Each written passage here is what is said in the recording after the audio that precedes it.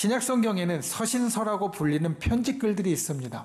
이 편지글들은 사도들이 교회와 성도들에게 보낸 하나님의 말씀들입니다. 그 가운데에는 바울이 보낸 서신서들이 많이 있는데, 바울의 다른 서신서들은 대개 어떤 교회들에 보냈느냐? 바울이 세운 교회, 그리고 바울이 잠깐이라도 머물렀던 교회, 그리고 바울이 알고 있는 성도들에게 보냈습니다. 그래서 바울은 그들의 상황에 대해서 그냥 듣는 것뿐만 아니라 보다 더 자세히 알고 있었고, 그들에게 하나님의 말씀을 편지글로 보냈다라는 겁니다. 그런데 로마서는 여기에서 아주 특이한 그러한 특징을 가지고 있습니다. 그건 뭐냐면, 바울은 이 로마서의 서신을 보내기까지 로마 교회에 가본 적도 없고 로마 교회 성도들을 만난 적도 없습니다. 이유가 있습니다. 이제 바울은 예루살렘으로 가서 잡혀서 로마로 갈 겁니다. 그리고 나서 바울의 소망은 거기에서 저 스페인 서바나까지 가면서 하나님의 말씀을 온 세계에 전하는 것이었습니다. 당시에 세계의 수도라고 불리는 로마 교회가 온 세상에 복음을 전하는데 중심적인 역할을 해야 하기에 바울은 자기가 로마 교회에 가기에 앞서서 이 편지글을 보냈습니다. 그런데 여러분, 아직 만나지도 못했고 아직 가보지도 못한 모르는 사람들에게 보내는 이 로마서는 사실 그 안에 좀 심각한 내용을 담고 있습니다. 사도 바울에게 있어서 로마 교회는 중요한 교회였지만 그 안에 있는 성도들은 마냥 이쁜 사람들만은 아니었습니다. 왜냐하면 그 안에, 로마 교회 안에는 이방인들과 유대인들 간에 서로 의견이 맞지 않아서 갈등하고 분열하고 서로 심하게 다투고 있었기 때문입니다.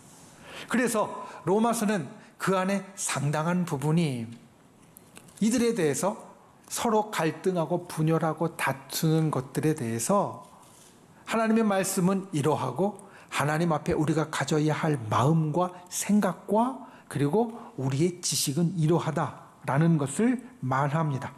상당히 신학적이고요, 목회적인 가르침을 담고 있고 아주 중요한 권면들을 담고 있었습니다.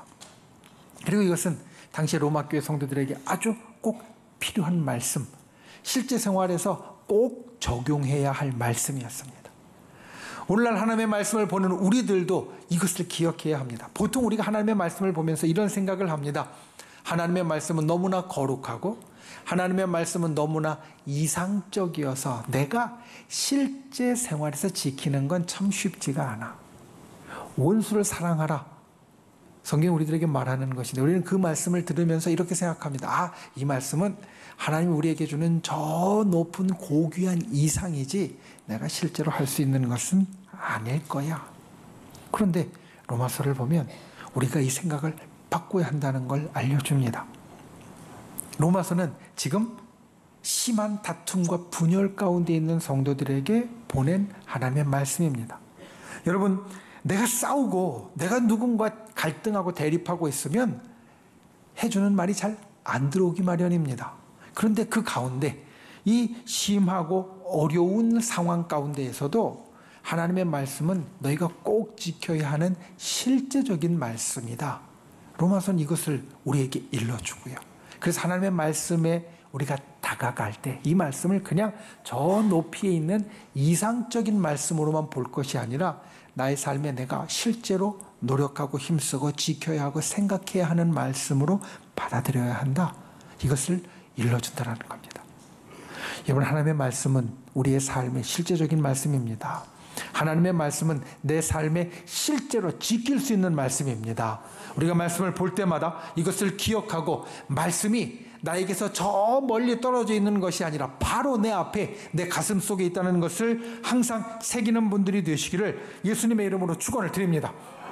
로마서가 이렇게 성도들의 삶에 실제적인 권면, 필요한 권면을 한 후에 마지막 마무리 짓는 말씀이 오늘 말씀입니다.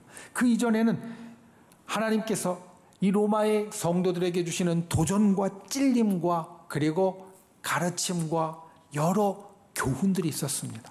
이것을 받은 로마의 성도들은 아팠을 겁니다. 뉘우쳤을 겁니다. 그리고 마음 가운데 여러 도전들을 받았을 겁니다. 그런데 그 말씀의 제일 끝에 주님이 주시는 것, 그것이 오늘 우리가 보는 말씀이라는 겁니다. 우리의 삶에 때로는 내가 꼭 기억해야 할 하나님의 여러 말씀들이 있는데 그 말씀들 가운데 우리가 끝까지 간직하고 끝까지 붙잡아야 할 것, 바로 오늘 말씀이라는 겁니다. 우리가 오늘 말씀을 함께 다시 한번 읽어보겠습니다. 로마서 15장 13절 말씀. 소망의 하나님이 모든 기쁨과 평강을 믿음 안에서 너희에게 충만하게 하사 성령의 능력으로 소망이 넘치게 하시기를 원하노라. 아멘. 끝까지 붙잡아야 할 것, 여러 가지 주님의 때로는 아주 날카로운 가르침과 권면에도 불구하고 끝까지 가져야 할 것, 그것은 바로 소망입니다. 주님께서 우리의 삶에 주시는 모든 권면의 끝에 제일 끝까지 가져야 할 그 소망, 그것을 오늘 말씀을 통하여 우리가 새기고 기억하고 붙잡을 수 있는 은혜가 있기를 예수님의 이름으로 축원을 드립니다. 첫 번째, 하나님은 소망의 하나님이십니다. 여러분 기억하십시오. 하나님은 소망의 하나님이십니다. 오늘 말씀에 처음 이렇게 시작합니다. 소망의 하나님이. 오늘 주님 앞에 우리는 모두 다 예배하러 나왔습니다. 주님을 만나러 나왔습니다. 그런데 우리가 가진 상황과 형편은 다 다릅니다. 제가 볼 때는 다 똑같이 아름답고 멋있고 예쁘고 평안하고 기쁘게 보이지만 사실 이 마음속에 우리가 각각 담고 있는 것은 여러 걱정들도 있고 근심도 있고 어려움도 있고 그리고 힘든 것, 불편한 것들이 있습니다. 우리 속에 어떤 분은 좋은 마음으로 오늘 여기에 나왔을 수 있지만 어떤 분은 마음 가운데 힘들고 어려운 나쁜 곳으로 나왔을 수도 있습니다. 어떤 분은 건강하게 아무 걱정 없이 나오셨을 수 있지만 어떤 분은 아픈 몸을 끌고 나오셨을 수도 있습니다. 우리가 가진 상황은 다 다릅니다. 그런데 우리가 가진 동일한 것, 똑같은 것이 있습니다. 그것은 우리가 하나님을 만나기 위해서 나왔다라는 겁니다. 하나님을 만나는 예배, 하나님께 드려지는 예배를 위해서 이 자리에 나왔다라는 겁니다. 그리고 우리가 만나는 하나님이 어떤 분이시냐? 오늘 말씀은 소망의 하나님이라고 말씀합니다. 소망이라는 말은 바라는 것이라는 뜻입니다. 여러분, 소망의 반대편에는 어떤 말이 있냐면 절망이라는 말이 있습니다. 절망이라는 말은 바라는 것을 끊어버렸다라는 뜻입니다. 소망이 바라는 것이라는 뜻이고요. 절망이 바라는 것을 끊어버림이라는 뜻이라면 우리가 하나님을 생각할 때 하나님은 어떤 분이십니까? 하나님은 소망의 하나님이십니까? 아니면 절망의 하나님이십니까? 하나님은 소망의 하나님이십니다. 소망이 바라는 것이고 절망이 바라는 것을 끊어버림이라면 하나님은 소망의 하나님이 되신다라는 겁니다. 이게 하나님의 마음이라는 걸 우리는 꼭 기억해야 합니다. 여러분, 하나님은 소망의 마음을 품으신 분입니다. 어떤 소망의 마음을 품으셨느냐? 우리의 구원을 바라고 우리가 저 천국에 가기를 바라시는 그 소망, 이 땅에 있는 모든 영혼들이 다 구원받아서 저 천국에서 함께 살기 원하시는 그 소망을 주님은 품으셨다라는 겁니다. 이것을 어떻게 알 수 있는가? 성경의 모든 이야기가 그것을 말해주고 있기 때문입니다. 성경에서 일어나는 모든 사건들, 성경에 나오는 모든 인물들, 예수님이 이 땅에 오신 것과 예수님께서 이 땅에 하신 모든 사역들, 그것은 하나님께서 바라시는 것을 이루려고 하신 것인데 그 바람이 무엇이냐? 바로 우리를 구원하시는 것입니다. 그리고 그 소망은, 하나님의 소망은 지금도 끝나지 않았습니다. 이런 생각을 합니다. 지금 만약 하나님께서 이 땅의 모든 사람들, 영혼들을 구원하기 위한 소망을 이제는 그만 품으신다면, 끊으셨다면 우리에게 오늘은 없었을 것이다. 우리에게 지금 이 세상은 이미 끝났을 것이다. 하나님이 우리를 더 구원하기 원하시는 소망이 없으면 이미 하나님의 심판으로 이 땅의 모든 것들은 끝났을 것이다라는 겁니다. 그러니 오늘날 우리가 살아있고 지금 이 세상이 아직 존재한다는 것은 하나님이 소망의 하나님이시라는 걸 우리에게 보여주는 겁니다. 여러분, 성경에 나오는 모든 하나님의 말씀과 마음과 주님이 이루시는 역사가 바로 이 소망에서 나옵니다.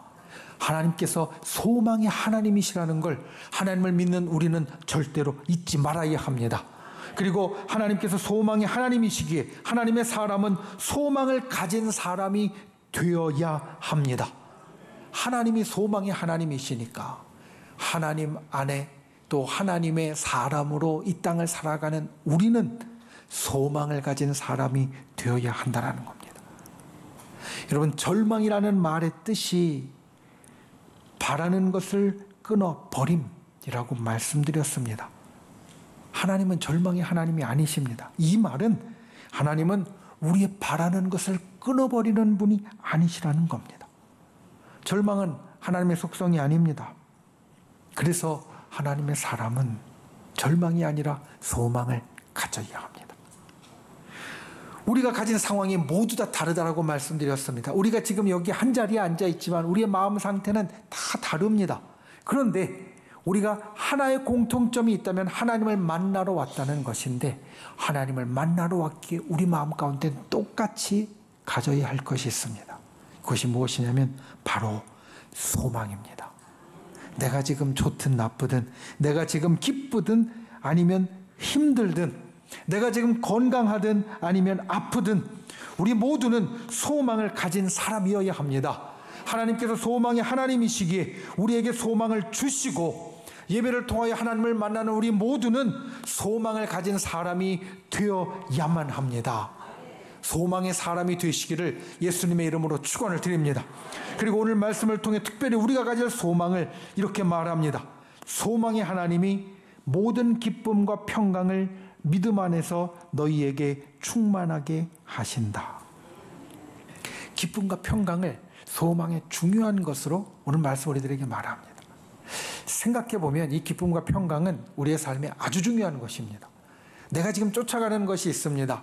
여러분, 지금 우리가 이곳에서 평안히 앉아서 예배하고 있지만 세상에 가면 내가 지금 쫓아가는 것이 있습니다. 어떤 사람은 재물을 쫓아 열심히 일합니다. 어떤 사람은 형통함을 쫓아 열심히 일합니다. 어떤 사람은 사람을 쫓아 열심히 나아갑니다.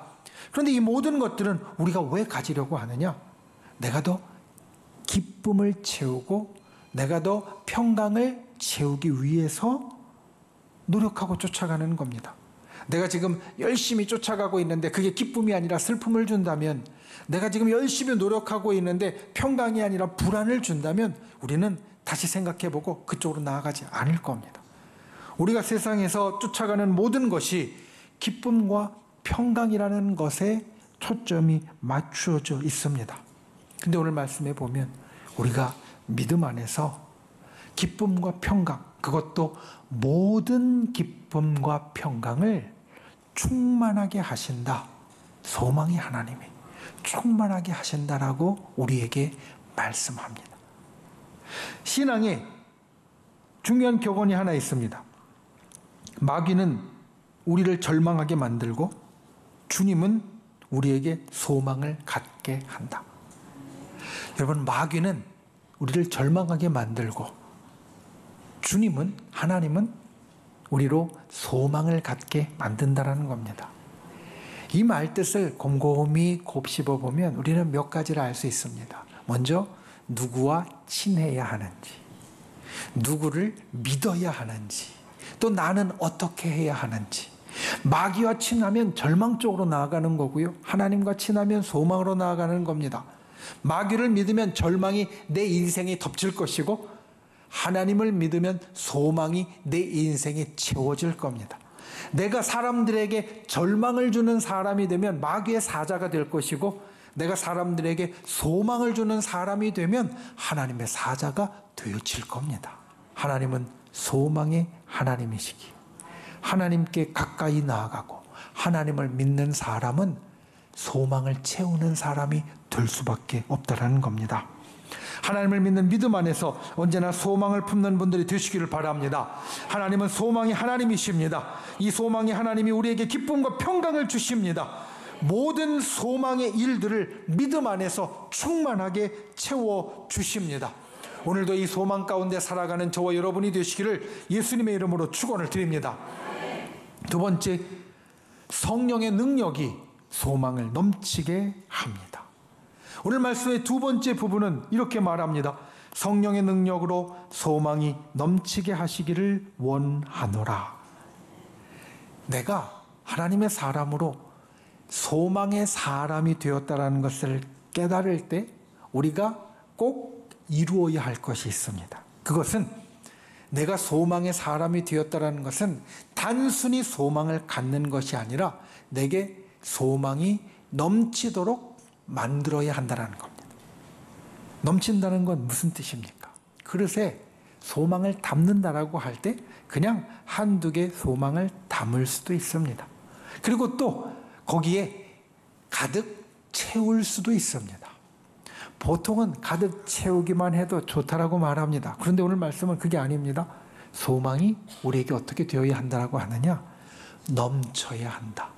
그러니까 우리의 그릇 가운데 소망을 담거나 우리의 그릇 가운데 소망을 가득 채우는 것, 찰랑찰랑 하는 것이 충분한 것이 아니라 우리에게는 소망이 넘쳐서 밖으로 흘러야 된다라는 겁니다.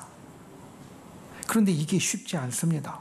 왜냐하면 사실 소망이 우리에게 그냥 다가오는 것이 아니기 때문입니다.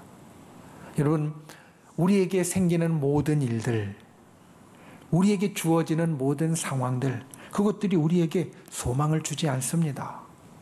그리고 내가 소망의 사람이 되었으니까 그냥 가만히 있으면 소망이 넘치게 될 것이다. 이런 일도 일어나지 않습니다. 왜냐하면 소망은 우리가 그를 위하여서 열심히 나아가고 노력할 때 우리에게 이루어지고 넘치게 되어지기 때문입니다. 하나님의 모습이, 하나님이 우리에게 행하시는 것이 이것을 보여줍니다. 여러분, 하나님의 소망은 우리를 구원하는 겁니다. 그 말씀을 드렸습니다. 주님은 우리를 회복시키시고 우리를 구원하기 원하십니다. 그런데 주님께 주어진 상황이 결코 녹록한 상황이 아닙니다. 쉬운 상황이 아닙니다. 왜냐하면 하나님은 우리 사람을 진짜 사랑하셔서 우리 사람을 존중해 주셨습니다. 그래서 세상에 있는 다른 어떤 피조물보다도 우리 사람을 사랑하시고 존중해 주셔서 우리에게는 자유의지, 내 마음대로 할 수 있는 의지를 주셨고요. 그것을 끝까지 존중해 주십니다. 그러니 자유의지를 가진 저와 여러분들이 하는 일이 하나님의 마음에 맞도록 되어지면 좋겠지만 그렇지 못할 때가 너무나 많습니다. 사람들은 끊임없이 하나님으로부터 엇나갑니다. 사람들은 끊임없이 하나님을 배신합니다. 사람들은 끊임없이 하나님이 원하시는 것들을 하지 않으면서 죄를 범하고 하나님이 바라시는 방향과 반대로 나아갑니다. 이게 우리의 모습입니다. 그런데 이 우리의 모습은 우리를 구원하기 원하시는 하나님이 가지신 그 상황, 그 상황이 결코 쉬운 게 아닙니다. 굉장히 어려운 겁니다. 우리가 계속 하나님과 반대로 가고 있으니까. 그런데 하나님께서는 가만히 계시지 않습니다. 하나님께서는 포기하시지 않습니다. 우리가 계속 하나님의 일을 가로막고 하나님의 일을 방해하고 하나님의 소망이 이루어지지 않도록 반대로 걸어가고 있는데 하나님은 그냥 가만히 계신 하나님이 아니시라 이 땅에 계속해서 하나님의 사람을 보내고 세우시고 그들에게 끊임없이 말씀하시고 그들에게 손 내미시고 그들을 향하여 움직여 가십니다. 그리고 마침내는 성자 하나님이신 예수 그리스도께서 이 땅에 직접 오셔서 목숨까지 내어주심으로 우리의 구원을 이루려고 행동하셨습니다. 여러분, 우리가 소망을 생각할 때 소망의 하나님은 그냥 가만히 앉아서 가만히 그 자리에 계시면서 소망을 이루신 것이 아니었습니다. 하나님은 우리를 구원하시기 원하는 그 소망을 이루기 위하여 끊임없이 움직이셨고 끊임없이 나아가셨습니다. 우리도 마찬가지입니다. 소망이 넘치게 하길 원한다면 우리는 움직여야 합니다. 나아가야 합니다. 소망이 충만하도록 우리가 노력해야 합니다. 그런데 인간의 마음은 이와 반대로 움직일 때가 너무나 많습니다. 소망에 대해서 이야기할 때 이런 말씀을 나누었습니다. 소망은 마치 동전의 양면과 같다. 여러분, 동전에는 양쪽 면이 있습니다. 한쪽 면만 있는 동전은 이 잘못된 동전입니다. 그건 못 씁니다. 동전은 양쪽 면이 있습니다. 이 땅에서 우리가 경험하는 모든 일들도 그렇다라는 겁니다. 양쪽 면이 있습니다. 그 양쪽 면에는 한쪽은 밝은 게 있고요, 한쪽엔 어두운 게 있습니다. 밝은 건 우리를 기쁘게 하고 평안하게 하지만 어두운 것은 우리를 불안하게 하고 두렵게 합니다. 그런데 사람은 본능적으로 어디에 먼저 반응하느냐? 밝은 것보다 어두운 것에 반응합니다. 불안하고 두려운 것들에 먼저 반응하는 것이 사람의 본능입니다. 그러니 우리에게 일어나는 일들, 내가 그냥 가만히 앉아서 그것들을 바라보면 우리에게는 소망보다 절망이 더 크게 다가오게 됩니다. 밝은 것보다 어두운 것이, 좋은 것보다 나쁜 것이, 편안한 것보다 두려움이 우리를 압도하고요, 우리를 이끌고 가게 되어 있습니다. 나 혼자의 힘으로 소망을 만들기 위하여 앞으로 나아가면 될 때도 있지만 우리가 가진 한계 때문에 안 될 때가 훨씬 더 많다라는 겁니다. 그래서 오늘 말씀은 우리에게 전합니다. 성령이 도와주실 것이다. 하나님의 영이 능력으로 너희의 소망을 넘치게 이루실 것이다. 사실 너무나 당연한 말입니다. 하나님이 소망이 하나님이시니 하나님의 영, 성령이 우리 속에 계시면 그 하나님의 영의 능력으로 우리 가운데 소망이 넘치게 해 주실 것입니다. 그리고 그 소망의 근거는 결코 이 동전의 앞뒤에 있지 않습니다. 요한복음 14장 1절에 보면 예수님이 이렇게 말씀하셨습니다. 너희는 마음에 근심하지 말라. 하나님을 믿으니 또 나를 믿으라. 내 아버지 집에 거할 곳이 많도다. 우리가 이 땅을 살며 근심하지 않아야 할 이유, 주님이 우리를 도와주시기 때문인데, 주님이 우리를 도와주시는 것의 클라이막스, 제일 절정은 어디에 있느냐? 바로 저 하늘, 저 천국에 있다라는 겁니다. 우리 신앙인이 가진 소망은 그래서 위대합니다. 우리 신앙인의 소망은 이 땅에서 끝나는 것이 아니라 저 천국 하늘로 이어지기 때문입니다. 소망의 사람인 우리에게 눈에 보이는 소망, 지금 이 땅에 이루어질 소망도 좋은 것이지만 더 확실하고 더 좋은 것은 우리의 소망이 저 하늘에서 온전하게 이루어질 것이라는 그 사실입니다. 성령이 우리 가운데 이것을 날마다 일깨워 주십니다. 그래서 하늘로 이어지는 소망, 충만한 소망, 넘치는 소망이 우리 가운데 있도록 만들어 주신다는 겁니다. 여러분, 자꾸 이 동전의 양면이 보이면서 자꾸 어두운 면, 힘든 면, 불안한 면, 두려운 면이 우리 마음에 들어오십니까? 내 속에 내가 볼 때 소망이 부족하다고 느끼십니까? 소망이 내 속에서 제 힘을 내지 못하고 있습니까? 내 속에 소망이 자꾸 절망에 지고 있습니까?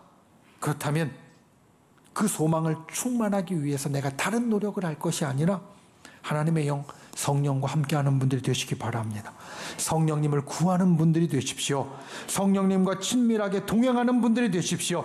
날마다 내 속에서 역사하시는 성령의 임재를 채우는 분들이 되십시오. 그러면 내 삶에서 소망이 보이게 될 것이고, 소망이 더 커지게 될 것이고, 결국에는 그 소망이 넘치도록 충만하게 되어질 겁니다. 성경 우리에게 약속합니다. 네가 정말 힘들어서 아무 말도 못할 때가 되었어도 성령은 말할 수 없는 탄식으로 너를 위해 계속 기도하고 계시다. 내 속에 소망은 요만큼도 없이 절망으로 가득 차게 되었어도 성령은 내 소망을 위해서 기도하고 계시고 나를 돕고 계신다. 여러분, 성령님이 우리 속에 넘치게 하시는 그 소망, 그 소망의 역사를 바라보는 분들 되시기 바랍니다. 그리고 그 소망을 내 삶 가운데 성령님의 그 뜨거운 역사로 이루어가는 귀한 분들이 되시기를 예수님의 이름으로 축원을 드립니다.